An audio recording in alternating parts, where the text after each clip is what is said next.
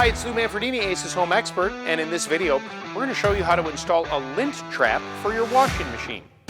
Most people think about lint and they think about the dryer, but did you know that your washing machine spits out a fair amount of lint as well, and that can end up in the drain and end up clogging it, meaning that you've got plumbing problems.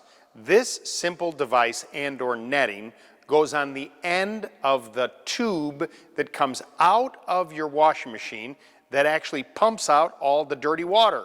It'll collect any of that lint and keep the vast majority of it from going down the drain. And you can visually see that when this starts to get clogged and it gets a little bit bigger, it's time to replace it with a new one. All you do is slip it over the tube, tighten it up with the fastener that it comes with, and you're done. And there you have it. For more information, you can visit us at acehardware.com. Please subscribe to our YouTube channel, or better yet, stop by your local neighborhood Ace Hardware store, because Ace is the helpful place.